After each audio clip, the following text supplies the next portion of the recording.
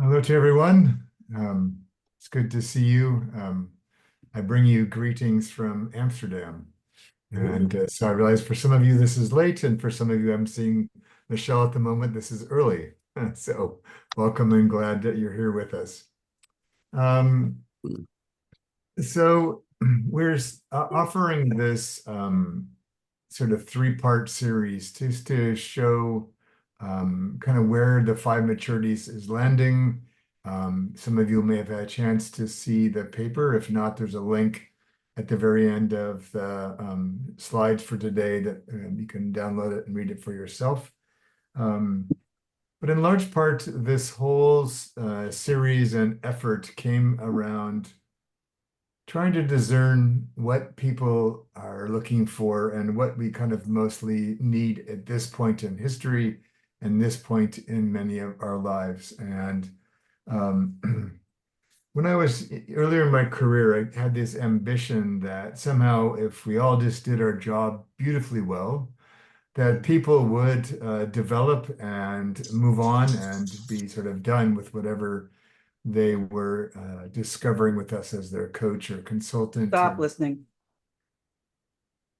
Oh, sorry. And I'm hearing voices.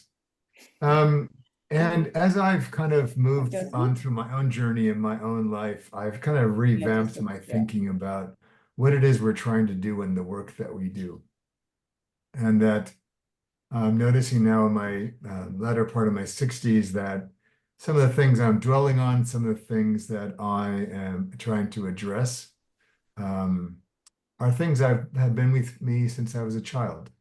And I started to realize I probably will die with some of these mysteries about being human and these mysteries of how we want to be in the world. And so the Five Maturities was really less about changing ourselves and more about discovering and discerning what maturity might look like for us.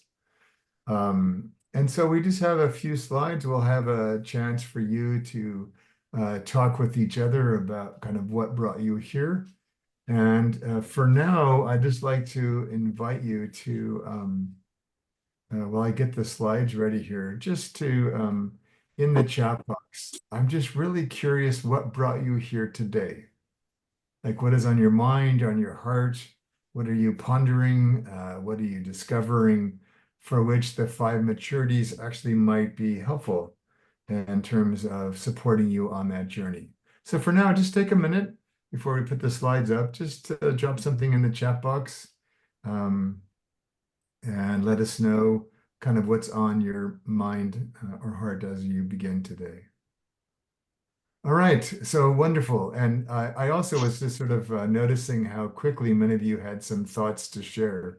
And so I'm hoping that across these three conversations over the next couple of months that we can begin to explore together kind of what this is all about. I just was in New York City over the weekend for this year's version of a technology and coaching conference. And aside from the complete acceleration that AI has provided in that space, I was just really struck by how many people that used to kind of, many of us that would sort of grumble in the background about competency models and some of the sort of players in that space.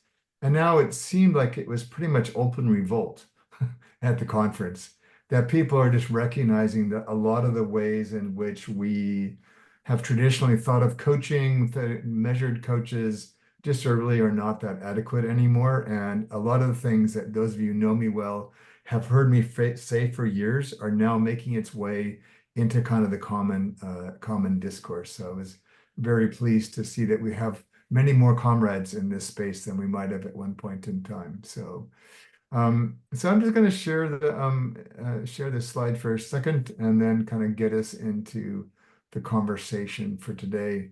Yeah, there we go. So this, like I said, is the first of three parts. Yeah. So we've kind of talked a little about what brought you here, kind of both feet all in and splashing in the puddle seemed like a really fun image for diving into this conversation. So I'll let you just read this for a second, just sort of as a prelude to what we're going to talk about for today.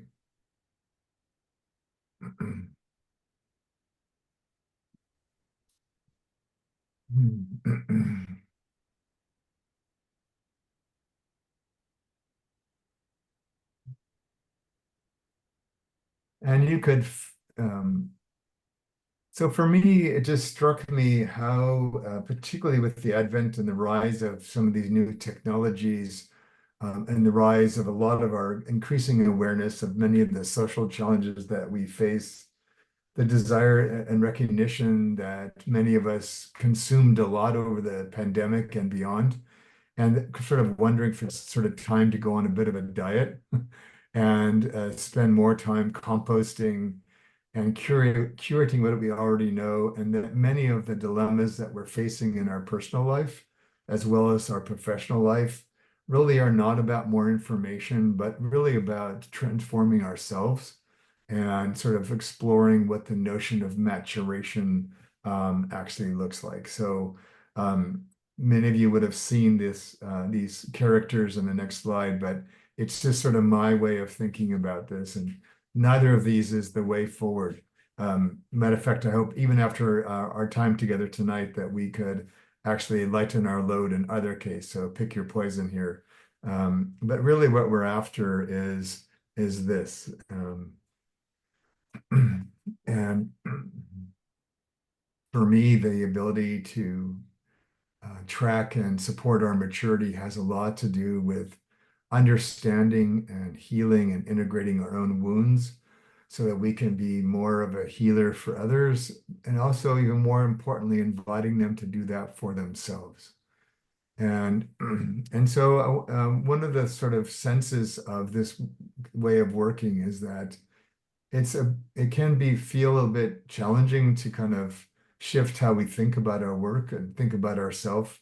But in the end, it creates a lot more ease and grace because we're actually kind of going with the flow of what's actually trying to happen for somebody rather than trying to make lots of things happen.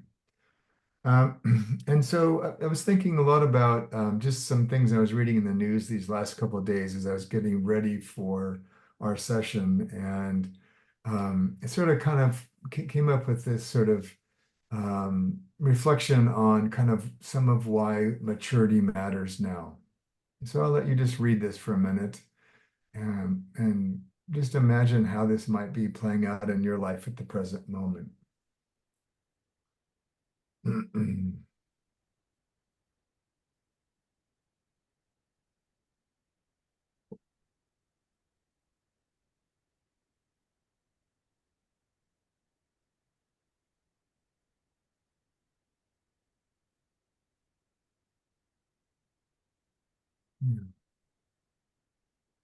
So it comes at a time in a year that's full of a lot of elections. Those of you in Europe have just had some big ones.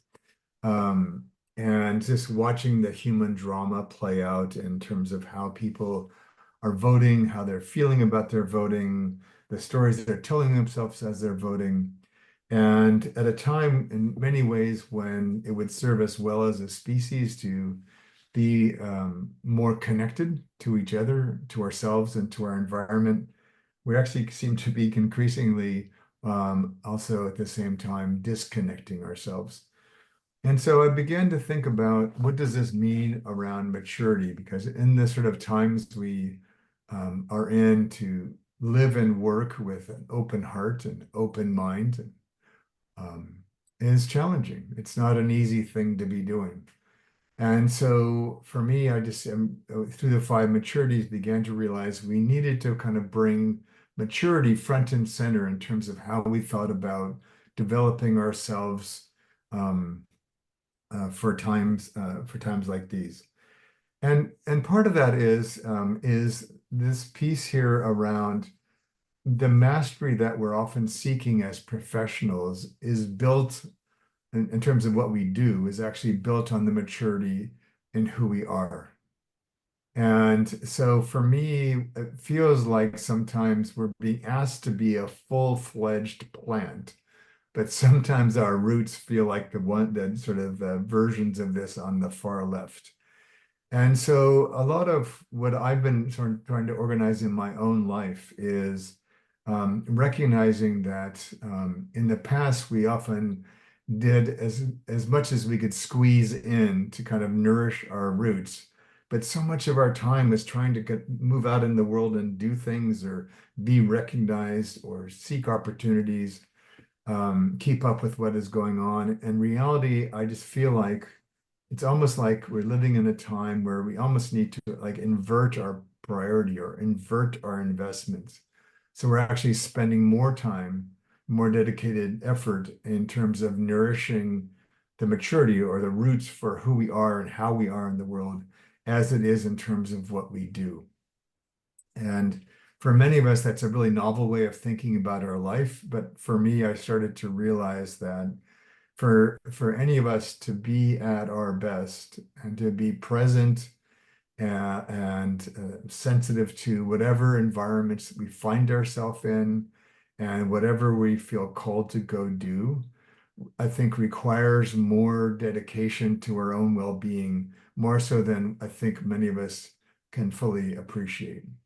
And so for me, a lot of my effort at this stage in my own career and life is less about teaching and more about sort of the mystery of being human, like as I said before, and what it means and what it takes to do that. So I'm going to give you an opportunity in a few minutes to play with this, but I want to just give you one of the core sort of charts, if you will, from the report, the Five Maturities report.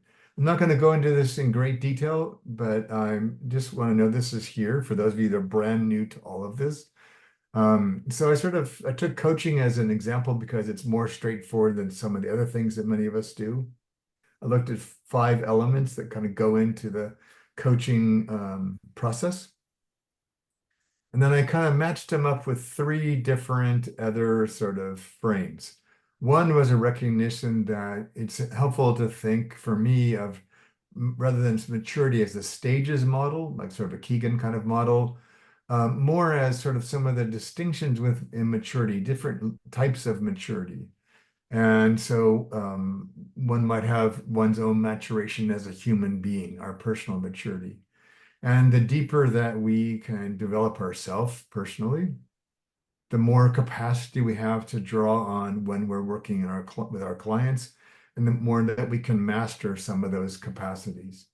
And the way that that shows up most often in our work has to do with the mindset that we're bringing to, say, a coaching conversation.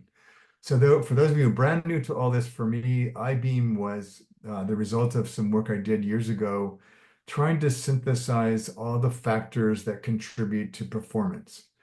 And I kind of did an analysis of lots of the different research papers, et cetera, and narrowed it down to sort of 5 factors. And the factor that's most present, say, for example, in our own personal maturity, is the mindset that we bring to the work that we do, both for ourselves as a human being in a conversation, but also to do the same for ourselves.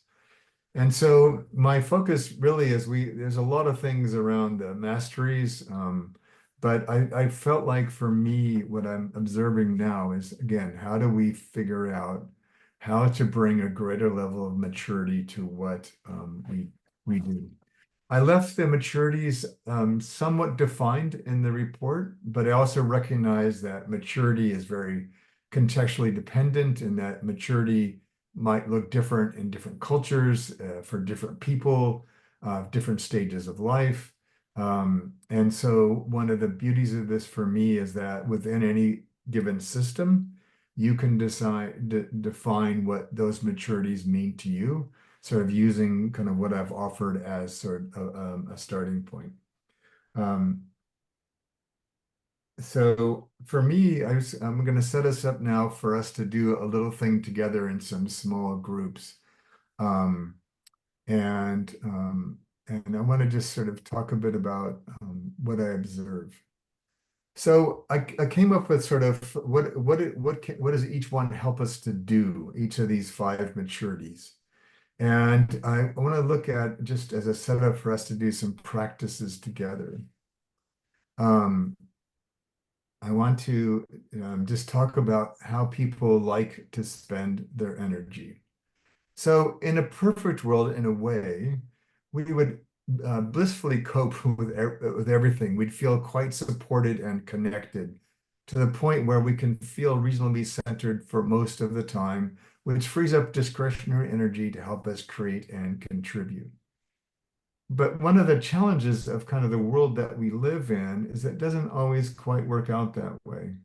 And so we end up kind of with an inverse relationship.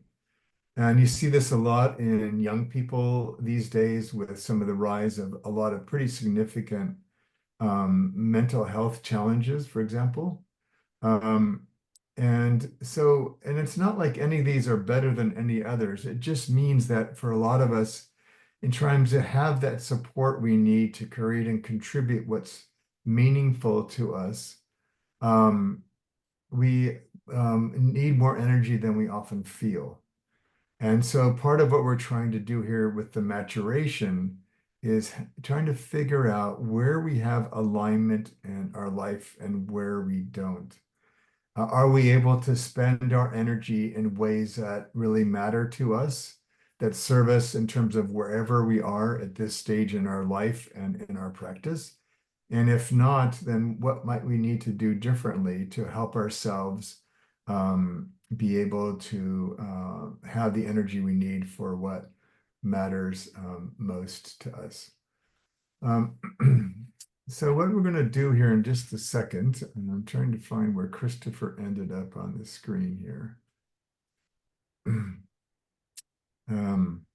I'll see if I can find him in a second. But so what we're going to do is I'm just going to put this up on the screen and give you a chance to do this for yourself and to look at just based on just your sort of initial understanding of what these words might mean. Like, there's Christopher. Christopher, I'm gonna take you up on your offer and make you a co-host. That way you can help me put people into breakout rooms. If that's okay with you. Um, is to ask yourself, how is your own personal maturity right now, today, as you're on this call?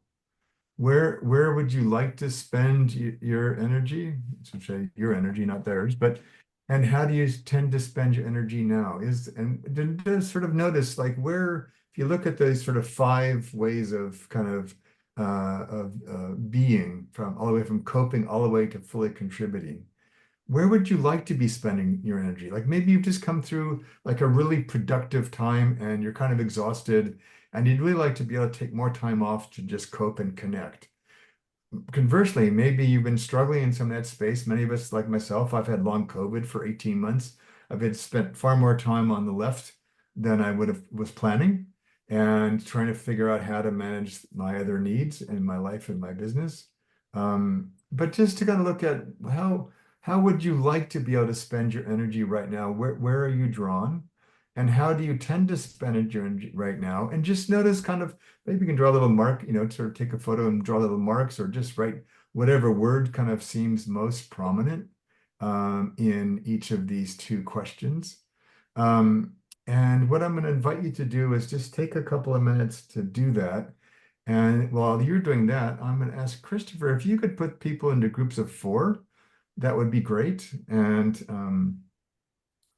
we're going to give people 20 minutes, so you have plenty of time to sort of bathe in conversation with each other about your own energy and what that says to you about your own maturity. Um, all right, and while Christopher is finishing that organization, I'm going to just ask you if there's any questions you might have at the moment. I will put open the chat box so I can see them, or you can just raise your hand and I'll do my best to see you.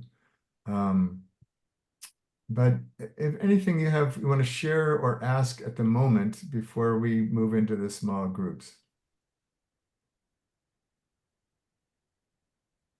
Yeah. David, would coping cover like self-nurture or time out recovery? Yes. Okay. So again, we often think coping someone asked, Shireen was asking, it seems somewhat negative. Yeah, there is kind of a stigma around that. Well, because it's seen as sort of like basic and it's often seen like in the response to trauma or difficulty. One of our first steps is coping as to get started on recovering from something. So we often see it as something we do to restore. But in reality, it's in part because we have this view of life that's often that coping is seen as more remedial, as you wouldn't go to a plant in your garden and worry about it, because it's spending a lot of time growing roots, right? That's what it's supposed to be doing. That's what enables it to actually grow. So I look at it as more as being able to uh yeah, be nourished, feel supported, feel grounded, so that we have a lot of our basic sort of Maslow type needs are met. They're not linear, they're sort of sequential in complexity, but they're not no one is better than the others. Charmin, to your point, connection, I can see where you would imagine centering would become before connecting. But for me, I think one of the realizations in this time is that if you look at the research on loneliness, on mental health, you just find that a lot of people don't feel very connected. I think that's part of the attraction of some of the more reactionary ways of looking at life and politics is a need for people to feel more connected. And we can't actually sustain, in my view, a sense of being centered, which would be the ability to self-regulate, to be self-aware, to make conscious choices. We can't really do that on our own if we don't feel grounded and connected with others, people who care about us, to a sort of a way of living that's sustainable for ourselves. So, Thank you. yeah. I have a Um, question. I have a question, David. Could there be some overlap? Like, could you be working incredibly long hours and feeling like you're coping, but you're also creating and contributing, and possibly even yeah. So connecting? again, like any models relying on singular words, there are, it's hard to connect, hard to sort of capture the totality of all of this. You can be you're not the line is not really saying I'm only here, because you're actually doing all five of them at one level, some better than others, or more intentionally or fully than others. It's more just kind of a way to flag where is your energies being spent now, and where might that shift to make it more fulfilling for you. And so, like, even when I could not create or contribute very well when I was really sick last year, I found what I did just alter my ways of creating and contributing, because a lot of my discretionary energy was spent just coping being sick. Um, and so you can be many of these all at once. I mean, we're all doing all of them, but it's for me around helping our clients. Like a client comes in and has a presenting issue or presenting dilemma, opportunity, whatever it is they've got going on. And it's tempting to want to then help them resolve that or move forward with that or do something differently about that. But more and more, I've started to realize that there needs to be sort of an emotional architecture and a sort of a maturational foundation for them to be able to do new things. And so oftentimes we get ambitious or impatient or whatever, and we want to go off and make a higher contribution. I want to make more of a difference. But reality, we often think about that as doing as opposed to being. And so I want to just introduce some of these ideas to help ourselves be able to have the foundation to allow us to sustain whatever we've started and to sustain what we feel is important to us. Okay? So anything else? So what I'd like you to do, are you all set, Christopher? Okay. So I'm going to give you 20 minutes. And again, I want you to make this conversation productive for you. I've given you an invitation for what you might talk about in terms of your own personal maturity using this frame. If you decide that you'd like to talk about something else that you're finding valuable, go right ahead. Again, I have no attachment to what you choose to talk about, but find your way to something that feels meaningful for you in terms of your own wrestling in whatever way that's showing up for you around maturity in your life right now. Okay? All right. So I will ask Christopher to open up the rooms, and I'll see you in 20 minutes.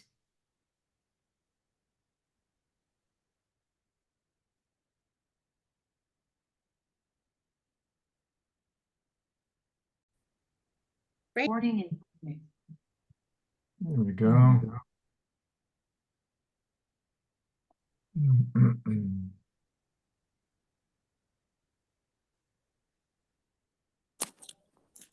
Right. All right. Well, we'll have another practice in a little bit, but I just wanted to, before I put the slides back up, just take a few minutes. And again, you're welcome to put anything you would like in the chat box. And otherwise, if you would like to speak to anything about your experience of being in your group, we'd be happy to hear from some of you.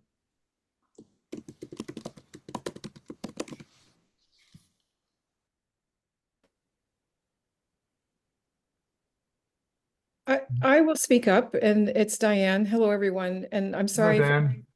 I'm sorry for joining late. My internet has been irregular today. So I joined the group late, but they were wonderful hosts, very welcoming. The one question that I took away from there that it's going to give me pause for thought for quite a while is the question about aligning my energy to what really matters to me.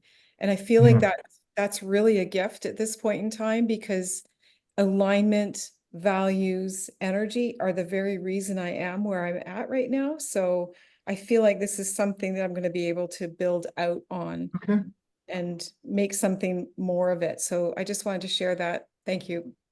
You're welcome.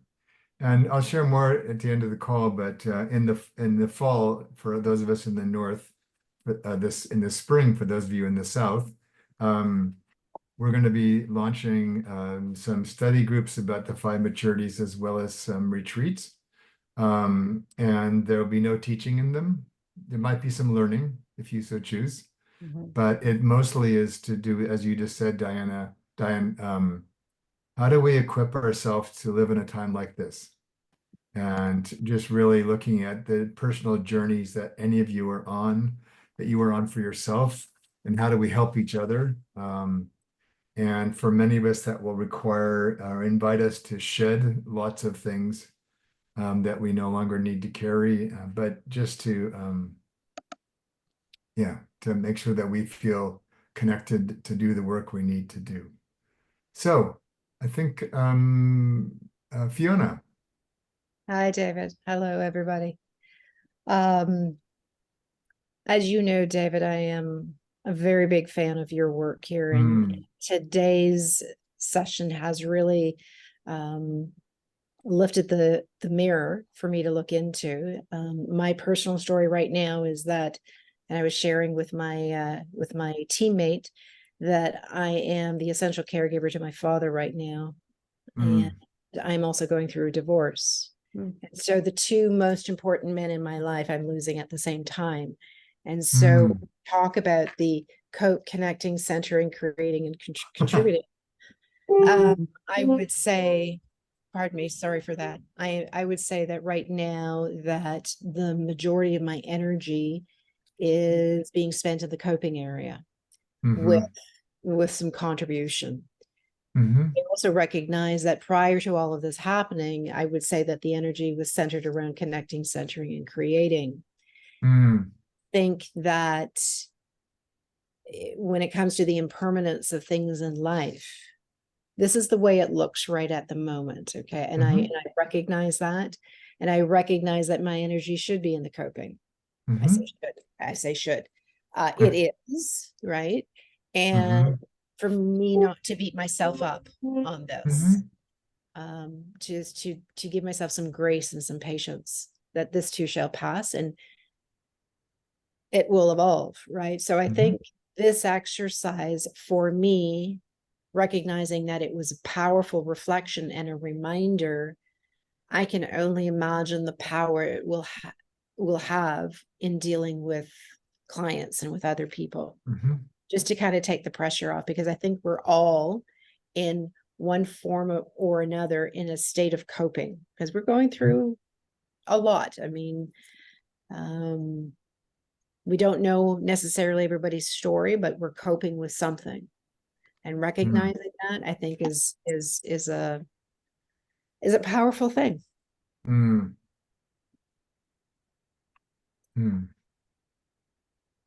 Yeah, and so it ties, for those of you who've studied with us before, one of probably the core narrative coaching question always comes back to, what does this person need most right now?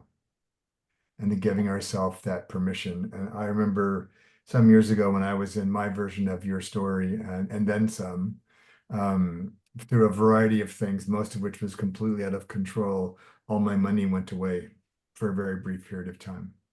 And I think at the moment I had $10 on my wallet. There was more I had, but that's what I really felt I had. And so I decided I needed something to help myself to stay centered. And so my daughter and I went out to get ice cream. It was the best ice cream cone I'd ever had in my life. Yeah. We ate our ice cream cones for about 15 minutes just to savor the beauty of the eating extraordinary ice cream. Yeah. Because that's what my soul needed to nourish myself to move back into the fray in the next day. And so I think and we get pulled and distracted by so many demands on our life. And coming back to, what do I need most right now, is a fundamental question. And even in these two events that are unfolding in your life, the how to invest in that will change hourly, daily, weekly, as you sort of rotate in that changing universe. Yeah. Yeah. And thank you for coining the phrase emotional architect, because isn't that what we're all doing? Emotional architecture, right? Yeah. I think it's bang on. Thank you. Yeah. Thank you. Claudius, welcome. Good to connect, and we really enjoyed the conversation, David. The key that came in our conversation was that maybe being centered is at the fulcrum of all of those. Maybe being centered works in both directions. Works towards creating, works towards contributing, works towards connecting, works towards coping. Yeah. And so the notion of centered presence, including the capacity to be present with other, so that in that presence, the sensitive feelings, the sensitive emotions can be sensed and can be enabled to be experienced from this perspective, that emotion is energy seeking purpose, is work that's wanting to be done, adaptation that wants to be done. So I think that those 5 maturities, the fulcrum that we discussed was centered, self-centering, and enabling the other person to feel, as you said, where they are, right there. Yeah, thank you for that. Yeah. And it's one of the many reasons why it's in the middle. So yes, good call. Good call. Thank you for pointing that out. Laurel, and then we'll move to Darcy, and then we'll look at our last couple of slides here. So we saw maturity as the ability to get all the way to contribute, assuming one's starting at coping, and to move between them at ease as life calls for. Yeah.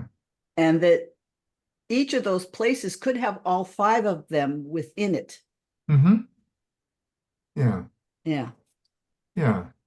And so again, this is not a static map of the human universe. These are just 5 distinctions that help us find language and focus for where we want to pay attention. So yeah, Yeah. I appreciate you sharing that. Yeah, very much so.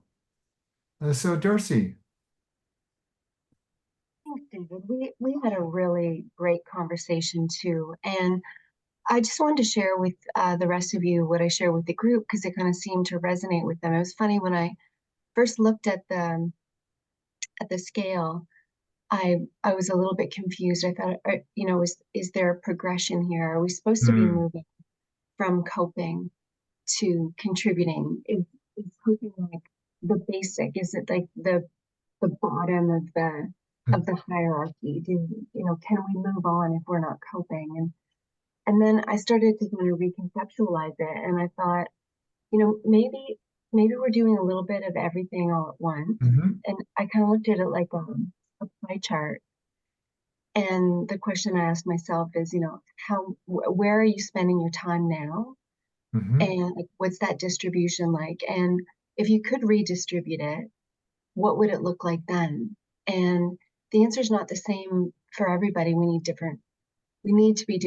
be spending our energy differently at different points in our lives, depending on what it is that we need. So looked at the Mm. mix that I have now. It's not great, heavily skewed to the right, a lot of creating and contributing. And if I had my way, I would just spend, you know, I would spend about 90% coping right now and um, gradually build in more connection and centering. But Mhm. kind of the way I saw Yeah. it, so it's cool. Yeah.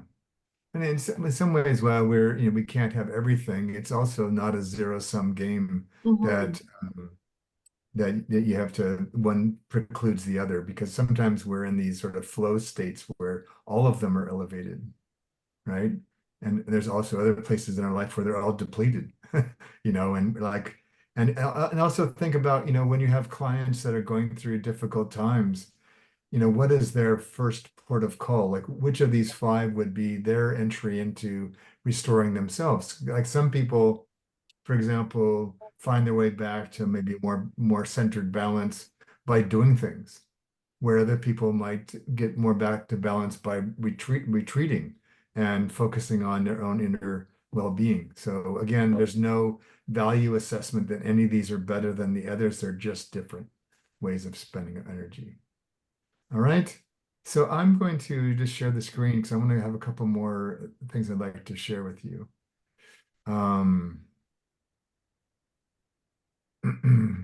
There we go.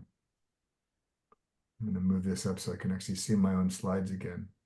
Yeah, and so again, the point of this is to find, here we go, is to find the integration for this. There we go. And the alignment, kind of, are we investing our time and energy in ways that are serving the needs that we notice most at the moment?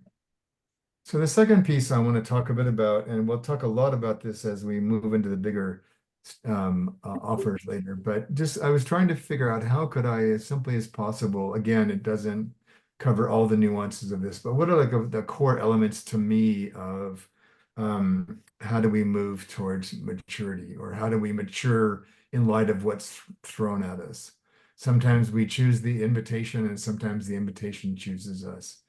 So, and it's going to play into what I want to cover at the very end here, which is part of our role as practitioners, regardless of what form that's in, is sort of taking up roles within conversations with clients that allow them to do the work that needs to be done, some of which I would offer are sort of contrary to what we're often taught about how we're supposed to be with people. And I'll share more in a minute. But so if we're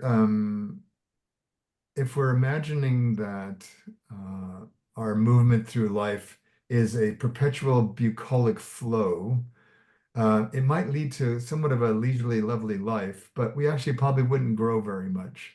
And a lot of what precipitates maturation is an interruption to a pattern of behavior, going back to Fiona's a pattern of being in relationship with father or husband.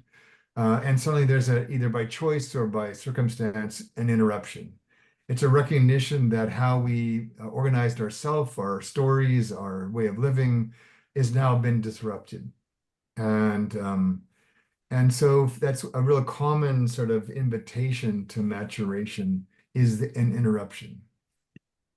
And basically telling us that the way we were doing any of those five is now going to be different. And so part of what maturation brings is that we often start to develop a more expansive awareness of what's actually going on. So if we've all lived long enough where we probably have bumped into ourselves many, many times around issues we probably have been wrestling with for most of our lives, many of which never go away. They just stop. We become more aware of them. We become more aware of the nuances of them.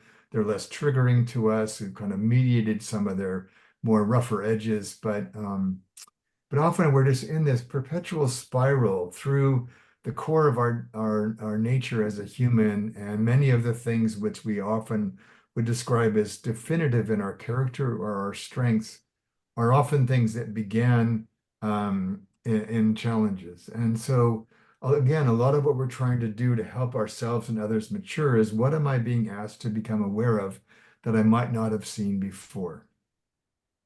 And it's not like the problem goes away or is magically cured. It's just we can see more than we could see before. The third thing is that the path that maturation has almost a pace and an agenda of its own. Some of that we can consciously choose, like, hey, I realize that I'm getting really impatient, so I can do some things around mindfulness or breathing or exercise or things. We can do things to kind of support the maturation that's underway. But I put the notion of incarnation because in many ways it's being in time, walking with our disruption, and asking yourself not only how can I support my maturity, but actually how can I surrender to what's being matured in me. So we often think of this as something that we do, but in reality, a lot of the maturation that comes to us is how well we receive and open ourselves to what's happening. And part of that means being recognizing that the timing or the schedule, the duration of this maturational process, we can maybe support, but in reality, we often have very little control over it. And so part of that, I think, is our ego sort of softening and allowing ourselves to avail itself of what's being asked of it. And then the last thing is that there's a certain healing. Maybe it's around shadow work, maybe it's around dealing with shame, maybe it's about dealing with problematic dynamics in our relationships. But there's a certain bit of healing that often comes with maturation in time. Probably doesn't feel that way in the beginning. It feels very sort of disorganized and awkward and whatnot. But in the end, there's often a healing that makes us feel more whole. And then part of the support for that is to actually integrate that so it becomes part of kind of who we are. And so one of the frames that I've become quite drawn to that will be kind of the epicenter for the Five Maturities work that we do going forward is this phrase about this moment is your curriculum. And so it speaks to this sort of surrendering part of maturation, but it's asking ourselves, especially in those sort of critical moments or awakenings to what's being asked of us, what are we being asked to develop in ourselves, both as a human being and as a practitioner? And that a lot of it, again, rather than, for many of us in the West, there is a belief that in supporting our efforts to mature, we have to read 10 more books or we have to do all these other things. But in reality, it actually might be less about what we're doing out in the world and more about how we're receiving the world as we are experiencing it. And so again, because we're our practitioners, a lot of what we're trying to do is helping our clients to do the same thing. What is the curriculum that's available to them in the moment as they're experiencing something or describing their dilemma? What is the invitation there for them? And kind of flipping the normal paradigm, which is, again, how do I do something about this? And how do I be in the presence of what's asking me to mature? And so for me, I just want to just give you some time. So Christopher, if we could put them into groups, maybe just put them in the same groups just to make it easier.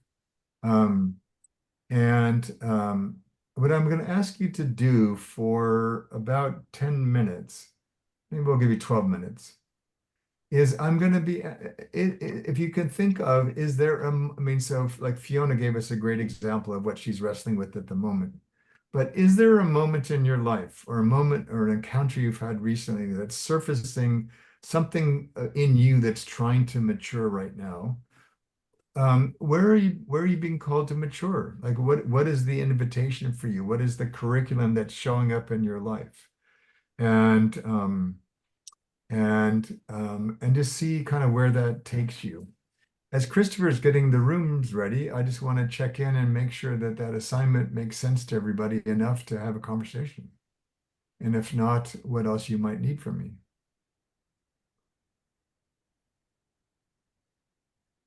I'll just open the chat box in case you put something there. David, when you say where are we being called to mature, are you referring strictly to the coping, connecting, centering, creating, and contributing? No, you could use that if that's helpful for you, but it's not. I meant more sort of more broadly. Go back to yeah. So that like I at this technology, I'll give you an example. So at the technology conference, I'm there on behalf of one of my clients who I now work for half time, and there through no intention on my part, there was a challenge from some folks at the conference to invite me into the possibility of providing more leadership in with the Five Maturities to step into a bigger vision of what it could be. And I found myself feeling very uncomfortable with that. And I said, well, that's not how I normally do things. And I'm not, I've been through a tough time with my long COVID and blah, blah, blah, blah. I can see all these excuses rising up to defend myself against this invitation. The curriculum in the moment was, there's a whole bunch of people imagining the possibility that I actually might take a different path than one I would normally take. And oh, they actually believe that I could do this quite well. And so I've had to, so that was the pattern disruption, the pattern interruption. And so for me, it's what would it take to show up into that moment? So I'm being called by this invitation from them and from some opportunities that are presenting themselves for me to step into a different way of participating in this project. So if those 5 C's help you find language, great. If they don't, that's great too. Just think about sort of as Fiona gave us an example earlier, uh, um, to be able to think about what is present in your life that may be an invitation for you to return, to mature. Okay? All right. And as to Christopher's point, you may end up in a different group because some people have had to leave early. So enjoy whoever you end up with. And we'll see you again in about 12 minutes. Are you good to go, Christopher?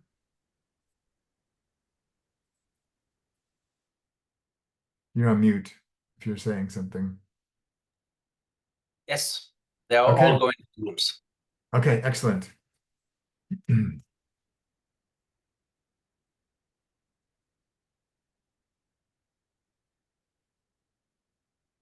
I should also be going. I cannot assign myself to a room. You should be able to. Let me Strange, I cannot see myself. Maybe you can put me into room 6 if you don't mind. okay, just 1 second. That's the chat. Let me get rid of that. Which groups? 7, you said? 7, please. 6, sorry, 6. 6, okay. There we go.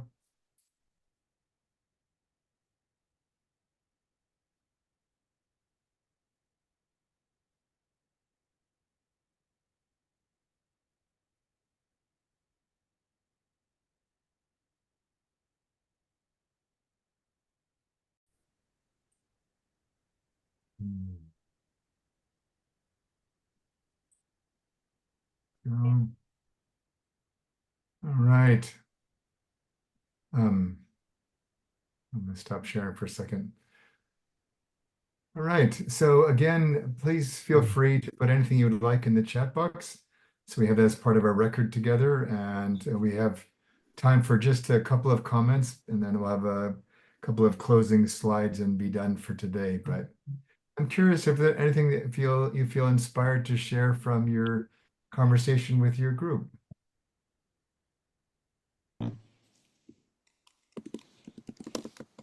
And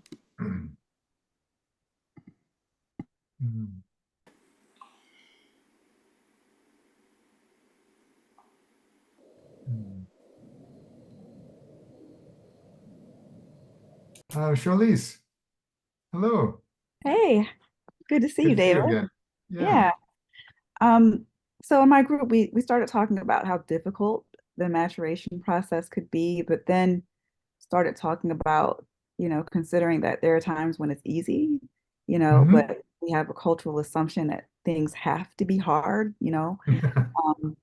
and where I found it easiest was in nature, Mm, and I had to develop the maturity to let myself go outside, take a break from work and go spend mm, time outside and trust that that time would be well spent. But yeah, it it can come very easily when you're there. yeah. So, I, Charlotte, would you tell David how to pronounce your name? It's Charlotte. They were struggling with pronouncing my name, and I said, well, David's a really sensitive guy, and he's known me for a while, and he still says Charlize, so don't worry about it. Say it again, Sorry, please. I didn't want to correct you, David. It's Charlotte. oh, so I've been saying it wrong the whole time. Oh, You've been saying it wrong the same way everybody else says it wrong, so it's fine. oh, okay. At least I feel like moderately better, but not really. Yeah, and I find, and again, going back to there where we started about connectivity. So I find that a lot of what I observe in my own life and in my clients' life that makes maturation difficult is our own stubbornness, and our own unwillingness to surrender to what's actually being asked of us. And all the pressures we sometimes feel imposed on us or we impose on ourselves. And it doesn't mean it's easy, but it just means that we sometimes make it harder than it needs to be.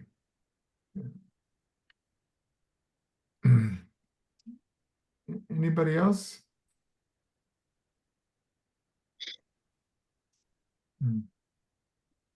Okay.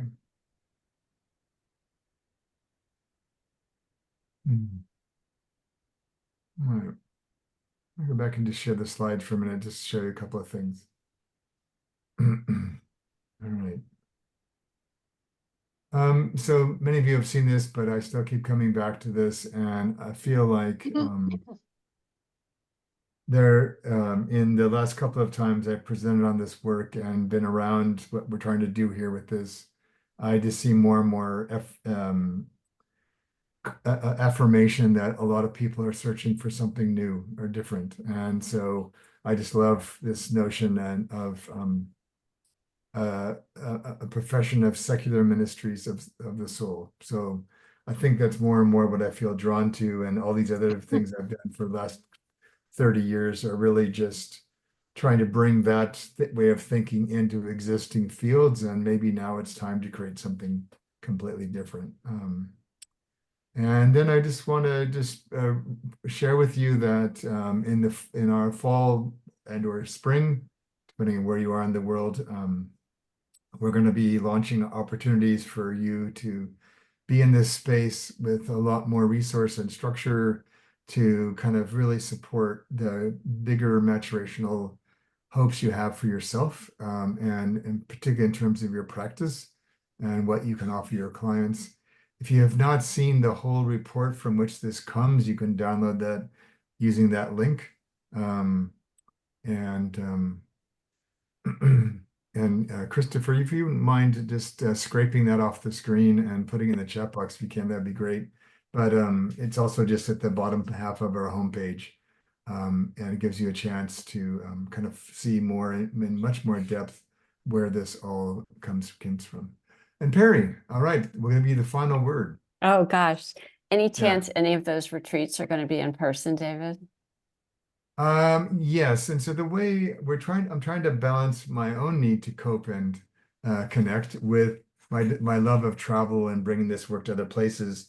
The way that it's sort of playing out in our design at the moment that could change is that we probably won't put lots of these on our calendar, but we will have retreat-like events as part of our study groups. And then if a collective of people would like to organizing something for their part of the world, we will support them to make that happen. Um, Thank you. Because I miss them. It's my favorite thing to do. So, Fiona, we have two last thoughts. Great. Sorry. First of all, thank you very much for a powerful session. This was greatly beneficial for me, and yeah, feel a lot better today or there this afternoon after this. One thing I had mentioned to my partner in the first breakout session was that there may be a possibility for the word maturities or maturation to be considered a trigger word for some. Okay. What do you mean I'm not mature enough? Like I'm an adult. Of course I'm mature enough. I'm doing this role. I'm doing this job. I'm, fill in the blank. Mhm. And so while I've not read the article in full for a little bit, I'm not sure whether you covered this. I'm wondering what would the possibility be for you to provide, I'm going to call it a disclaimer at the beginning of presenting this work, to be able to define your intention with using that word maturity, maturation, and so forth, so that it is less trigger happy for some people, for them to be more receptive to hearing the framework, the methodology, the mindset behind it, because it is powerful. It needs to be shared, and I agree with it. But it was something that in my mood this afternoon, not that I'm in a bad mood, however, if I'm having it and I have that ability, as you and I have worked through this before, I'm just wondering for those people who are not there yet, if how we could work with them on that word. Yeah. So that's a half an hour response I could give you to that, but Sorry. we don't have time for that. But it's a great question. So I'll just say two things quickly. One is the report itself is like 90 pages, extraordinarily well documented, even after I took a lot of things out. But I needed to kind of make a big and bold kind of statement with it. So it is kind of declarative that way, just so it will stand out and provide resourcing for people wanting to tackle some of these bigger questions. So that's one piece of the way why it is. And then as we build out the programming around it, we will provide more on-ramps to it, besides the paper and besides this sort of like big, bold statement. The second thing is I have a lot of mixed feelings about the notion of triggering. All maturation is triggering. You can't not be triggered, otherwise you would never mature. And I sometimes worry that we're I don't know, it's this mixed message that having been traumatized in my life, literally on several occasions, I can appreciate how unreceptive I would have been to some of this and unable to process this. But I also know that much in society, we don't know how to address people in those spaces. Like one of the things I was shocked to discover when I was a grief counselor earlier in my career was how unable most people were to even engage in a grief conversation at all. Yeah. And so I wonder sometimes, this is my own personal view, that sometimes we overprotect people. And so part of me is probably only moderately interested in doing too much in that space. And I also appreciate that I don't want to do things that exclude people from joining in at whatever level they can be. I know that we'll do some of that just by virtue of creating programming away from the paper, and I feel like that if I were to look across the next 20 or 30 years of life on the planet, if we overprotect people now, they'll be even less prepared for what's coming. And so it's this tension I hold about how do we build robustness and resilience in all of us, regardless of where we're starting from and regardless of what is happening in our life, so that we can step into, in many ways, I observe contrarian ways of living that stops chasing certain things, stops needing to be addicted to certain things, and create the sort of organic resilience that we all need to thrive in the world that we live in. And so I think it's a really important question. So I'm going to encourage you to keep bringing it up. And as we wrestle with how do we invite people into this conversation. Yeah. Thank you for your perspective. Yeah, you're most welcome. I agree with it I straddle the fence on it, so that's why I brought it up. Yeah, yeah. All right, so we're at the we're at the end of our time here. So yeah, so I just want to thank you for your time, and I look forward. We'll do 2 more of these, one in July and one in August, and then by the time we get to September, we will have more of this available to you in a much bigger form. Okay? Thank you, David. You're most Thank you, welcome. David. This is Thank you. awesome. Thank you. Take care. Have a great night.